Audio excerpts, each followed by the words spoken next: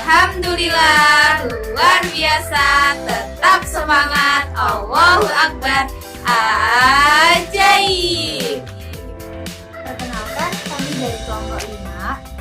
Untuk saya sendiri, nama Rena Diasi, NIM 24180 dan teman Saya Ani Soleha Yudhiti, NIM 2418070. Saya Dian Fadilah, NIM 24180. Dan saya Nailatul Lucia, NIM 241804777. Langsung saja untuk menyingkat waktu, saya akan memaparkan hasil diskusi kami yang berjudul Konsep Bina Keluarga dan Balita. Yang pertama yaitu ada pengertian bina keluarga dan balita. Bina keluarga balita adalah wadah kegiatan keluarga yang mempunyai balita dan anak, bertujuan untuk meningkatkan pengetahuan dan keterampilan orang tua, ayah dan ibu dan anggota keluarga lain untuk mengasuh dan membina tumbuh kembang anak melalui kegiatan stimulasi fisik, mental, intelektual, emosional, spiritual, sosial, dan moral untuk mewujudkan sumber daya manusia yang berkualitas dalam rangka meningkatkan kesertaan, pembinaan, dan kemandirian PKB bagi pasangan usia subur anggota kelompok kita. Kemudian ada konsep dasar bina keluarga dan balita. Nah, jadi konsep dasar bina keluarga dan balita ini dibagi menjadi 3. Yang pertama ada tujuan PKB. Tujuan PKB sendiri yang pertama yaitu untuk meningkatkan pengetahuan dan keterampilan keluarga dalam membina tumbuh kembang anak secara optimal melalui pengasuhan yang tepat. Yang kedua, untuk meningkatkan tumbuh kembang anak yang optimal sehingga dapat menjadi sumber daya manusia potensial yang tangguh. Kemudian yang kedua ada manfaat PKB. Jadi manfaat PKB sendiri yang pertama yaitu untuk orang tua akan menjadi pandai mengurus anak dan merawat anak, serta pandai membagi waktu dalam mengasuh anak. Yang kedua, lebih luas wawasan dan pengetahuannya tentang pola asuh. Kemudian ada ciri-ciri program PKB. Nah, ada yang pertama yaitu menitik beratkan pada pembinaan ibu dan anggota keluarga lainnya yang memiliki balita. Yang kedua, membina tumbuh kembang balita dan pemantauan tumbuh kembang anak dengan menggunakan kartu kembang anak atau yang biasa disebut dengan KKA. Kemudian ada yang ketiga yaitu menitik beratkan kelakuan orang tua yang membedakan anak laki-laki dan perempuan. Kemudian di slide selanjutnya ada nutrisi ibu hamil. Jadi nutrisi ibu hamil sendiri yaitu asupan gizi selama masa kehamilan akan mempengaruhi dan menentukan perkembangan sel-sel otak janin. Apabila asupan gizi tidak mengandung zat-zat gizi yang baik yang dibutuhkan dan keadaan ini berlangsung lama, maka akan menyebabkan perubahan metabolisme dalam otak. Akibatnya terjadi ketidakmampuan otak untuk berfungsi normal. Dalam keadaan yang lebih berat, kekurangan asupan gizi dapat menyebabkan gangguan perkembangan otak, pertumbuhan motorik, sensorik, dan pertumbuhan badan yang sehat serta pembentukan sistem kekebalan tubuh. Selanjutnya ada makanan yang harus dikonsumsi oleh wanita hamil. Makanan yang dibutuhkan pada saat hamil adalah makanan yang mengandung energi atau zat tenaga, protein, air, vitamin, dan mineral, zat besi, kalsium, asam folat, seng, natrium, fluor, dan suplemen nutrien. Makanan yang harus dihindari. Ada beberapa jenis makanan yang sebaiknya dihindari selama kehamilan karena mereka dapat menyebabkan infeksi seperti salmonella, toxoplasmosis, listeria, E. coli yang dapat membahayakan bayi dalam kandungan. Makanan yang harus dihindari tersebut adalah yang pertama, tidak mengkonsumsi daging mentah atau sushi atau yang dimasak kurang matang. Yang kedua, toxoplasmosis terdapat pada sayuran yang tidak dicuci dengan baik. Oleh karena itu, bersihkan sayuran Anda dengan baik. Yang ketiga, tidak mengkonsumsi daging ayam dan telur yang dimasak kurang matang atau mentah. Yang keempat, tidak mengkonsumsi minuman yang mengandung alkohol, dapat menyebabkan kelainan perkembangan pada janin dan juga problem emosional pada bayi. Yang kelima, minuman yang mengandung kafein seperti kopi, teh, sebaiknya dihindari atau dibatasi karena kopi dapat mempengaruhi berat badan rendah pada bayi. Keguguran dan juga kafein mengurangi penyerapan zat besi.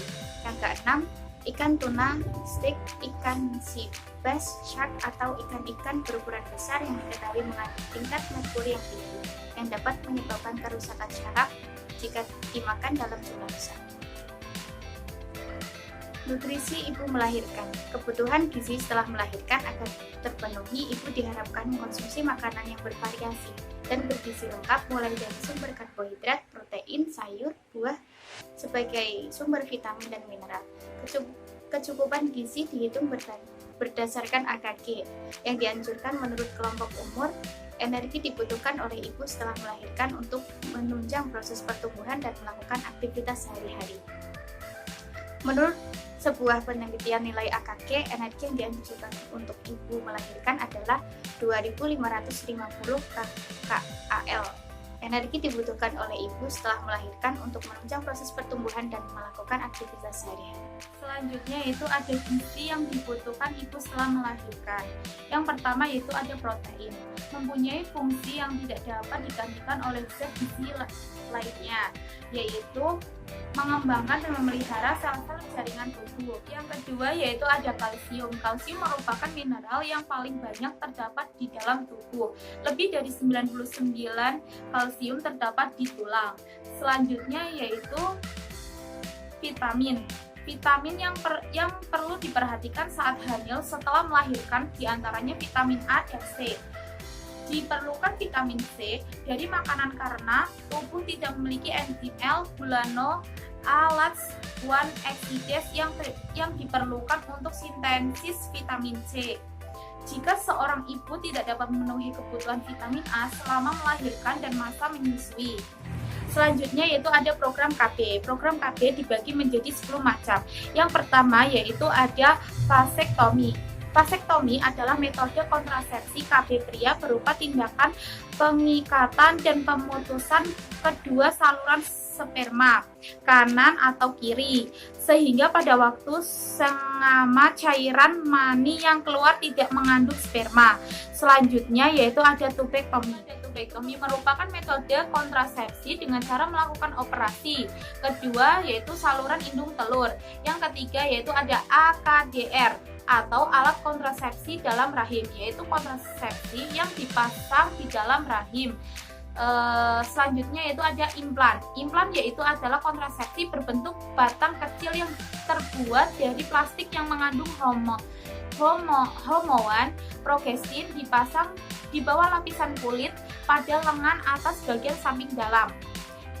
Selanjutnya yaitu ada suntik KB 1 bulanan, yaitu kontrasepsi yang diberikan melalui suntikan di daerah bokong atau lengan.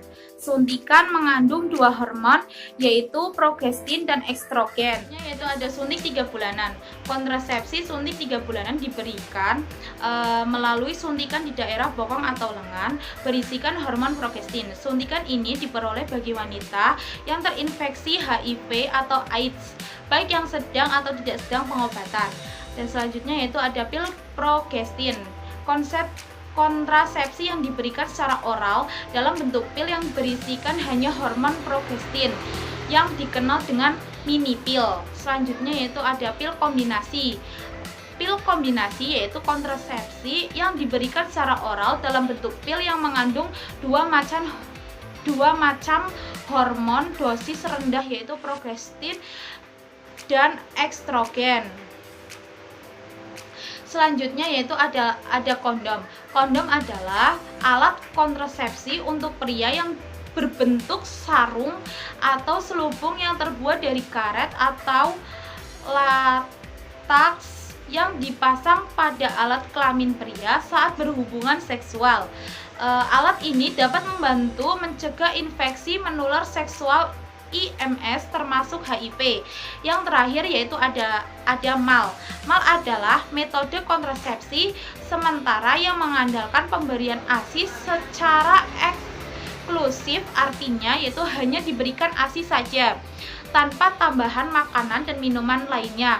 MAL dapat dikatakan sebagai KB alami apabila tidak dikombinasi dengan metode kontrasepsi lainnya. Selanjutnya yaitu ada kesehatan maternal. Kesehatan maternal merupakan kunci bagi kesehatan generasi penerusnya. Ibu yang sehat ketika hamil aman ketika melahirkan, pada umumnya akan melahirkan bayi yang sehat. Walaupun masa kehamilan dan persalinan bersifat fisiologis bagi seseorang perempuan yang telah menikah, namun berbagai resiko yang berhubungan dengan perilaku reproduksi, status kesehatan dan cara pemeliharaan kesehatan dapat menyebabkan terjadinya kesehatan dan komplikasi pada masa kehamilan dan persalinan. Di sisi lain, walaupun pemeliharaan kesehatan saat hamil telah dilakukan dengan memenuhi persyaratan, namun komplikasi yang tidak terduga pada saat hamil dan bersalin masih mungkin terjadi, seperti preeklamasi berat atau eklamasia, pendarahan antepartum, pendarahan postpartum yang mungkin berakhir dengan kematian apabila tidak mendapatkan penanganan yang cepat dan tepat. 7. Di sini saya akan menjelaskan kesehatan maternal. Kesehatan maternal dibagi menjadi dua. Yang pertama kehamilan dan yang kedua persalinan. Yang pertama kehamilan. Masa kehamilan dimulai dari konsepsi sampai lahirnya janin. Lamanya hamil normal adalah 280 hari atau juga disebut dengan 40 hari atau 9 bulan 7 hari. Dihitung dari hari pertama haid sampai terakhir. Kehamilan dibagi menjadi 3 triwulan, yaitu triwulan pertama dimulai dari konsepsi sampai 3 bulan, triwulan kedua dari bulan keempat sampai 6 bulan, triwulan ketiga dari bulan ke-7 sampai 9 bulan. Selanjutnya persalinan. Persalinan adalah proses membuka dan menipisnya serviks dan janin turun ke dalam jalan lahir. Kelahiran adalah proses di mana janin dan ketuban didorong keluar melalui jalan lahir. Persalinan dan kelahiran normal terjadi pada kehamilan cukup bulan 37 sampai 42 minggu. Lahirnya spontan dengan presentase belakang kepala yang berlangsung selama 18 jam. Tanpa komplikasi baik pada ibu maupun pada janin. Selanjutnya yaitu kasih sayang dalam keluarga. Kebutuhan gizi setelah melahirkan agar terpenuhi, ibu diharapkan mengonsumsi makanan yang bervariasi dan bergizi lengkap mulai dari sumber karbohidrat, protein, sayur, buah sebagai sumber vitamin dan mineral. Kecukupan gizi dihitung berdasarkan AKG yang dianjurkan menurut kelompok umur. Energi dibutuhkan oleh ibu setelah melahirkan untuk menunjang proses pertumbuhan dan melakukan aktivitas sehari-hari. Menurut sebuah penelitian nilai anak kasih sayang dalam keluarga, energi yang dianjurkan untuk ibu melahirkan adalah 2550 kal. Energi dibutuhkan oleh ibu setelah melahirkan untuk menunjang proses pertumbuhan dan melakukan aktivitas sehari-hari. Selanjutnya, manfaat kasih sayang orang tua dalam tumbuh kembang anak. Yang pertama, untuk meningkatkan kinerja otak. Yang kedua, lebih sehat pada saat berusia emas. Yang ketiga, anak akan memberikan feedback positif kepada orang tua. Yang keempat, anak akan lebih terbuka dengan orang tua.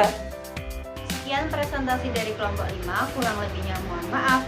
Assalamualaikum warahmatullahi wabarakatuh. Salam Tiawut.